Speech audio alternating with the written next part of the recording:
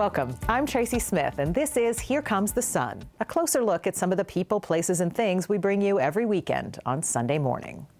Mexican-American actor and activist Eva Longoria is proud of her roots. And as she told Lee Cowan, eager to create more opportunities for Latinos, both in front of and behind the camera. This is the Academy Award room. That's in the Academy Museum of Motion Pictures. Screenplay, directing, best film, best movie. E.T.'s over here. Where she was quick to point out that in the acting categories, there's only been a handful of Latino winners. Latinos are 23% of the box office tickets sold. Do I think we should be more than 5% in characters on film? Yes. You know, so yeah, is it frustrating? Absolutely. Later in the show, Eva Longoria on her early aspirations. When you first started here, you kept working. Yeah. Right? No, I mean, came... just in case the acting thing didn't turn out right, you were Well, like... I didn't grow up wanting to be an actor. Yeah. Everybody thinks like, oh, you know, you have these dreams of holding an Academy Award. I didn't. We had 3 channels. We didn't have cable. We didn't, you know, it wasn't celebrity culture and this, obviously, social media, and we're not inundated with it as we are now. We weren't then, and so I just knew I was going to be successful. I don't know what I was going to be, but I was like, I'm going to be so successful. I wanted to be successful. Then we'll hear from Seth Doane in Italy, where he explores the homes and everyday objects unearthed from the ruins of Pompeii. There is a fascination with the little details of life, seeing the little glasses or the plates or knowing about the food that they ate. It's those details that are the most interesting in some ways. And then you put them into the larger picture, and then you can start thinking about, well, if this was the situation in Pompeii, what can we take from that for the economy and the society of the entire Roman Empire? That's all coming up right here on Here Comes the Sun. Eva Longoria may be best known for her breakout role as Gabby on the hit TV show Desperate Housewives. But it's her interests in political advocacy, Mexican cuisine, and directing that are keeping her busy these days. Lee Cowan caught up with her in Los Angeles. People think Mexico's just about tacos and tequila, and today we're going to have tacos and tequila. When Eva Longoria invited us over to her Beverly Hills home for lunch, well, we assumed it was just that, lunch. But she also served up a bit of culinary history, too. You know, Mexican cuisine is the only cuisine in its entirety protected by UNESCO as a World Heritage Treasure. Is that right? Yeah. Corn, beans, chile, chocolate, vanilla, avocado. And, of course, tequila. We're not going to get too drunk so your producers don't get scared. That's a ranch water cocktail, a drink most say was born in Texas. Taste that. That's for you. While that noodle dish, fideo, is thoroughly Mexican. A bicultural menu just like Longoria herself. When I'm in the United States, oh, you're Mexican. And when I go to Mexico, they go, oh, the American. I'm like, wait, yeah, I'm both. I'm 100% Mexican and 100% American at the same time. She was raised in Corpus Christi, Texas, but her Mexican roots date back some 13 generations, when the King of Spain, she says, granted her ancestors some land in what is now South Texas. And you still have it? We still have that land. If you look at an older map, it says Longoria Road. Hola. Hola, buenos días, bienvenida. Longoria now spends about half her time living in Mexico with her husband and 4-year-old son. You have to come here when you're in Mexico City. So when Stanley Tucci of CNN's Searching for Italy fame approached Longoria about doing her own international food series, she knew right where to go. The people here are so secure in who they are and where they come from. Eres un artista. Searching for Mexico on CNN is just as expansive and informative as its Italian counterpart. Wow. This cooked onions in the grease that's falling from the pork. Yeah, it's amazing, the flavor. It's like a game changer. But she also hopes the series will offer a deeper message about valuing the often overlooked contributions of Latinos and Hispanics in general. This is the Academy Award room. That's in the Academy Museum of Motion Pictures. Screenplay, directing, best film, best movie. E.T.'s over here. Where she was quick to point out that in the acting categories, there's only been a handful of Latino winners. Latinos are 23% of the box office tickets sold. Do I think we should be more than 5% in characters on film? Yes. You know, so yeah, is it frustrating? Absolutely. It's easy to forget the role that made her famous on ABC's Desperate Housewives was really a big step toward diversity. Welcome to the neighborhood. Well, I am Gabrielle Solis. Would it be better if we came back at another time? There weren't a lot of Latinas on network television back then, but her character, Gabby Solis, became a sassy, sultry superstar. This table is hand-carved. Carlos had it imported from Italy. It cost him $23,000. You want to do it on the table this time? Absolutely. I quickly realized I was going to have a platform or a voice. And my mentor, Dolores Huerta, is the one that actually told me that. She said, one day you're going to have a voice, so you better have something to say. Down with racism! Abajo! Down with sexism! Abajo! That's Dolores Huerta, who spent most of her life fighting for the rights of Latinos. Longoria had similar passions, but she didn't want people to listen just because she was a celebrity. This is a movement, people! She wanted them to listen because she actually knew what she was talking about. This machine got me through my master's. Yes, she said master's, as in degree. She got it going to night school at Cal State Northridge while still filming Desperate Housewives. What did the other students think? You know, they obviously knew who you were. They were so generous with me. I mean, the big reason I wanted to get my master's was to better understand where we came from so I could help my community go to where they needed to be. In 2013, she graduated with that master's in Chicano Studies.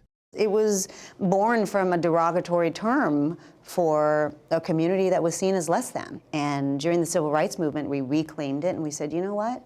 We are. I am a Chicano. I am a Chicana. And action! When she began directing, she could cast Latino actors and hire Latino crews and do stories about Latinos themselves. This is the Cheeto factory that we built. Like her first feature film.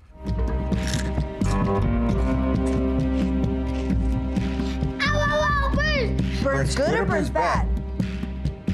It burns good. It's called Flamin' Hot, a film based on the story of Richard Montañez, a Mexican-American factory worker at Frito-Lay, who claims his blend of homemade spices was the basis for the Flaming Hot Cheeto. I felt in my bones nobody else could direct this movie. I felt that in my bones. By all accounts, Montañez was a gifted marketer of Hispanic products. In fact, PepsiCo, which owns Frito-Lay, said he did help launch Flamin' Hot Cheetos. But the company also said we do not credit the product creation to him and him alone. Did that give you pause? No, you know, we never set out to do the history of the Cheeto. There's a lot of people in his life that said, no. Ideas don't come from people like you, you know. No, that opportunity is not for somebody like you. I've felt that. And she's using her name to make sure no one else feels that way. The Eva Longoria who worked at Wendy's flipping burgers, she needed a tax break. But the Eva Longoria who works on movie sets does not. She's campaigned for both President Obama and Biden.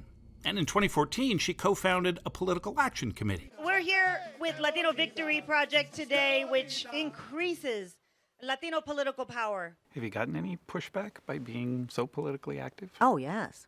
Oh, yeah. Yes. And I know you said you don't ever really want to run for office yourself. Yeah, no. But with your platform and your education, why not? Here's the thing. The reality is you don't have to be a politician to be political.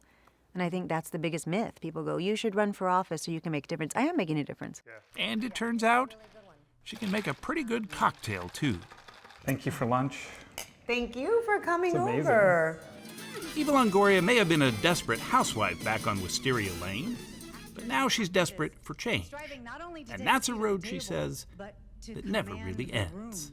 People always go, oh my God, that show you did back then, that was amazing. Must have been the highlight of your career. And I was like, yeah, but wait till you see what's coming. And they say, what's coming? I don't know, but it's going to be good. Up next, an exclusive excerpt from Eva Longoria's chat. You can only see right here on CBS News Streaming. Stay with us. When we were pulling in, and I was like, oh my God, who's here? Is Bono here? As promised, here's more from Lee Cowan's conversation with Eva Longoria. We have one thing in common, which is that we both worked at Wendy's. You worked at I worked at Wendy's. I did. When? I probably worked there before you did. We still had the colors were white and blue striped. Okay. And the tables still had that old-fashioned newspapers on them. Oh yeah, Remember yeah, that? yes, So, yes. yeah. I had to wipe down many of those tables. Yeah. But you got that job. Why? Because I wanted a quinceañera, and my parents didn't want to pay for my quinceañera. We're 4 girls in my family, and I'm the baby. And they were like, hey, look, none of your sisters got a quinceañera. You're not getting a quinceañera. And they're very expensive. They're baby weddings. I mean, they're very expensive. And I was like, well, I'm going to pay for my own quinceañera. So I went, and I got a job in secret. I would go after school and not tell my parents where I went. And I'd come home smelling like fries until one day my teacher came in, and she's like, what are you doing here? And I was like, you don't know me. So my mom finds out. My mom's like, look, okay. But, my parents weren't allergic to me working. They just really wanted to make sure I was studying as well. Yeah. So I worked there forever. It felt like forever, all through high school, a little bit of college. Yeah. And I did everything: flip burgers, French fries, drive-through, toasting the buns, washing dishes, cleaning the tables. Yeah. Did you like it? I mean, was it? I liked earning $1. Yeah. Like I liked the idea, even like the idea of like overtime. Wait, you get time and a half for overtime? I'll sign up. Like I just loved the idea of working hard and getting rewarded. And so I would just save my paychecks, and it all went towards my quinceañera. And I had a baby quinceañera. I got to have a baby. Once my parents saw how hard I was working because I really wanted this thing, and I took initiative to do it myself, then they were like, okay, maybe we'll help you a little bit. And even when you first started here, you kept working. Yeah. Right? No, I mean, came- just in case the acting thing didn't turn out right, you were Well, like. I didn't grow up wanting to be an actor. Yeah. Everybody thinks like, oh, you have these dreams of holding an Academy Award. I didn't. We had 3 channels. We didn't have cable. We didn't. It wasn't celebrity culture and this, obviously, social media, and we're not inundated with it as we are now. We weren't then, and so I just knew I was going to be successful. I don't know what I was going to be, but I was like, I'm going to be successful. Just when you were a little girl, you just knew that whatever you were going to do, you were going to be the top I remember of the it. first job I had was mowing lawns because I was like, my allowance is not enough, which was, by the way, like $2. Like, we got $2 a week for washing dishes. And I wanted something. I don't know if it was a Cabbage Patch Kid or something. And my mom's like, yeah, well, you better figure that out because we're not buying that. And I think my dad said he would give me $20 if I mowed the lawn. So I did it. And I remember the $20, and I was like, can I mow it again tomorrow? Because if I mow it every day this week, I will have $100. And my dad's like, that's not how the lawn works. Okay. But he said, you can mow other people's lawns. So I went and knocked on doors, like, can I mow your lawn? Can I mow your lawn? And then they were like, $5. I go, $5? What is this? And I mean, do you ever get tired of people asking you about Desperate Housewives? Never. No? Oh my God, no. My heart fills with joy. I was just in Portugal, and people are like, Gabby, and They're right. yeah, I'm so proud of what we had built.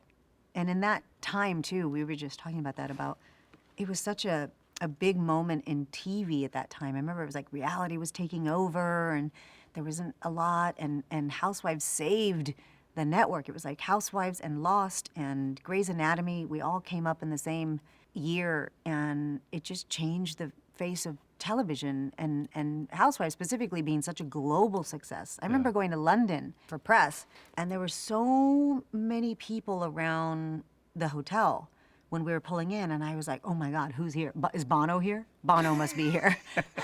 Somebody's here. And I asked the lady, I was like, who's here? And she goes, you. And I said, no, who are these people here to see? Like, I thought there was a concert happening. And she was confused, and I was confused, and we were just staring at each other. I'm like, I'm not hearing you. She's like, you're not understanding me. I'm like, I don't understand. I mean, the global impact it had of like going to another country and people know who you are, that was weird to me. Did it change you at all? I don't think so. I've had the same team Yeah. for 20 years. so they can tell you. When you come into any sort of fame, people around you change. Like, you don't necessarily change, but everybody around you changes, which sometimes then makes, they're making you feel more important, then maybe your ego gets bigger, or if they're showering you with things, then you start to feel like you deserve them. And so I don't think I changed. I do think things changed. I stay at nicer hotels. I have nice shoes. But, do I love me a Walmart? Yes, I do. Do I love me a Target? Yes, I do. Up next, stepping back in time.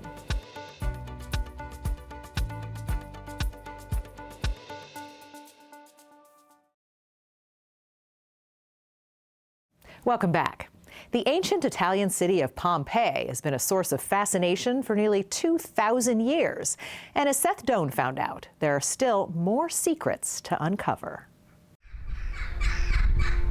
The stone skeleton of this ancient city has emerged through centuries of excavations, an intriguing glimpse of another time.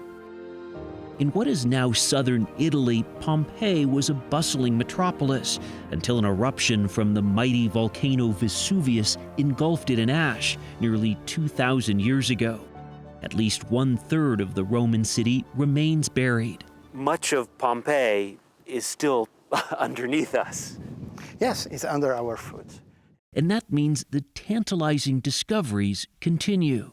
This is one of the last pieces of Pompeii that we dig.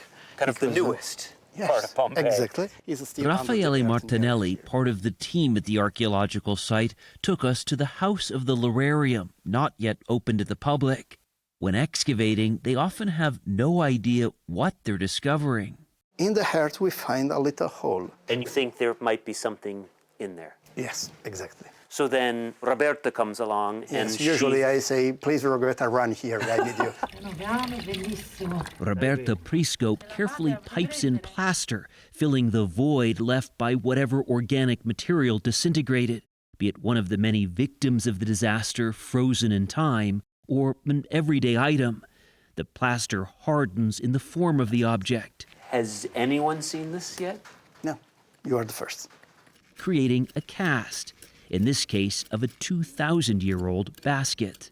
Pompeii was destroyed with a little dust, but hyperdense, so that the shape of this little object remain in the dust. What do you learn from these new discoveries? Well, it's like a puzzle. Every piece is important. Gabriel Zuchtriegel is director of the Pompeii Archaeological Park. We met at the opulent House of the Veti, which reopened in January after a 20-year restoration. There is a fascination with the little details of life, seeing the little glasses or the plates or knowing about the food that they ate. It's those details that are the most interesting in some ways. And then you put them into the larger picture, and then you can start thinking about, well, if this was the situation in Pompeii, what can we take from that for the economy and the society of the entire Roman Empire? Pompeii has been imagined in art and fictionalized on film. We know it was a pagan society. It had crowded markets, fast food stalls, and fine art, with a remarkable appetite for the erotic. There were varying concepts of morality, slavery, and gladiator fights, but its amphitheaters, gardens, and daily objects feel familiar. I will show you something really great. Raffaele Martinelli took us to one of Pompeii's newest discoveries. And welcome in a Roman bedroom. He says they've never found a Roman bed anywhere so well preserved. You can see in the site that we still have the foot of the bed. And under the foot of the bed, there is a piece of wood, you see? Probably to make more stable the bed. Like you'd put a piece of wood under a table that's rocking. Yes, this is a daily life trace that we find. Sometimes these excavations begin for less virtuous reasons. And it was dug initially by tomb raiders. By tomb raiders. Their underground labyrinth mapped here in 3D. They would go alongside the walls to see if there were frescoes or anything valuable that they could then sell on the antiquities market. Once professionals took over, they found bodies, believed to be a master and his slave, fleeing the eruption. Gabriel Zuchtriegel says these casts capture history. They help seeing it in an almost scary way. An almost scary way. If you look into the face of someone who died during the eruption, and you think, what am I looking at? It's life, and it's a very intimate moment, the moment of death and agony. But they're pieces of that historical puzzle. Archaeology is not about treasures. It's like we find coins, so the coin as metal is not what we're looking for. It's the story it tells about the lives of these people. Still, there's reason to keep some of Pompeii's stories buried for now. It's likely that in the future there will be even more sophisticated methods which we can't imagine today. You hold off and say, we trust that in the future they'll be better at doing this than we are today. Absolutely.